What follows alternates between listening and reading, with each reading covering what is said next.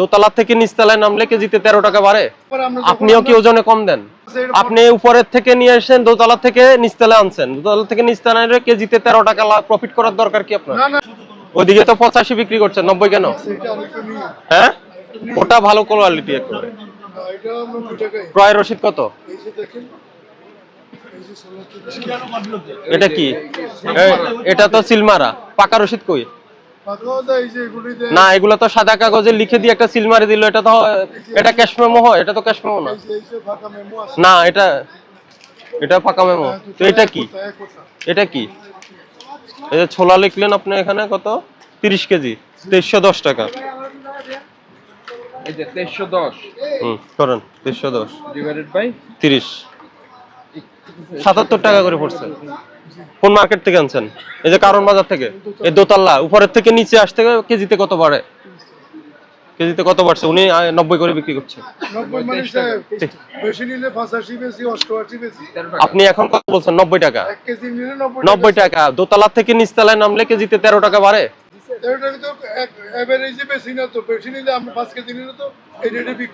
মানে 5 কেজি নিলে কত? এই যে এতক্ষণ বললেন 1 কেজি 90 টাকা, এখন 5 কেজির আলাপ আনতেছেন আপনি। বোর্ডে কত লিখছেন? বোর্ডে না, বোর্ডে 90 টাকা লিখছেন না। এই বোর্ডে 90 লেখেন না, আপনি বোর্ডে 100 লিখেছেন। 11 নাম্বার সিরিয়ালে ক্রমিক নাম্বার 11 দেখেন। 11? হ্যাঁ। এই যে কত? এটা ভালো একটা আছে। হ্যাঁ, পরিমাণ 1 কেজি। 1 কেজি 100 টাকা। ওই যে 100 টাকা লেখা। এটা হলো বিক্রি, এটা কিনে 90। তো আমি বিক্রির কথাই তো বলছি। আচ্ছা, কোনটা সেই 100 টাকারটা কোনটা? এই 100 টাকাটা শেষ হয়ে গেছে, ওইটা বড়। মানে 100 টাকা বিক্রি করতেছে, 77 টাকা কিনে এনে দোতলা থেকে নিচতলা নামাইছে। দোতলা থেকে? হ্যাঁ, তো এটা 100 টাকা হয়ে গেছে। 77 টাকা। 100 টাকা বেশি না, 90 85। বোর্ডে তো 100 বলে। এটা হলো বড় একটা আছে বাইরে, অস্ট্রেলিয়া। আচ্ছা, যাই হোক, তো 13 টাকা ডিফারেন্স কেন? 13 টাকা তো না, এটা আমরা 5 কেজি নিতে 90 বেশি। আমি 5 কেজি আর প্রতি কেজির কথা বলেন আপনি। প্রতি কেজি এর পরে খরচ আছে না? হ্যাঁ, এই যে কস্টিং মাপা কমায় একে 20 বারে মাপতে গেলে কস্টিং মাপা মানে আমি বুঝি কি? কস্টিংটা কি? 2 গ্রাম 3 গ্রাম বেশি দিতে হয় না? 2 গ্রাম 3 গ্রাম বেশি জন্য কি আপনার শর্ট পড়ে? তো শর্ট পড়ে না। এক বস্তা যদি 20 বারে মাপি, অন্তত 250 গ্রাম 300 গ্রাম কম হয়। 30 কেজি থেকে কমে যায়? হ্যাঁ, অবশ্যই। আপনি জিজ্ঞেস সবাই একই কথা। তো এই জন্য কি আপনি ওই যে আপনিও কি ওজনে কম দেন?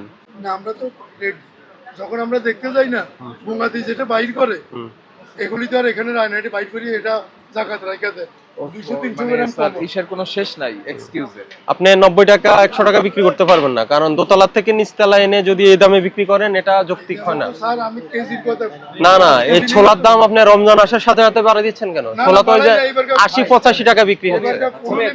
80-85 টাকা ঠিক করেন, বোর্ড ঠিক করেন, এটা বলবেন না। সব ক্রয় ক্ষমতার ভিতরে আছে স্যার।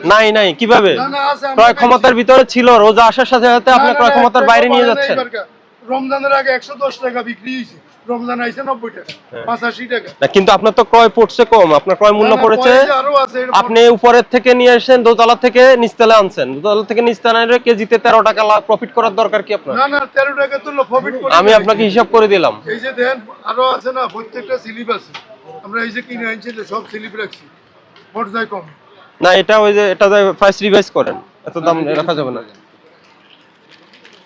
80-85 টাকা ছোলা 100 টাকা বানায় ফেলছেন।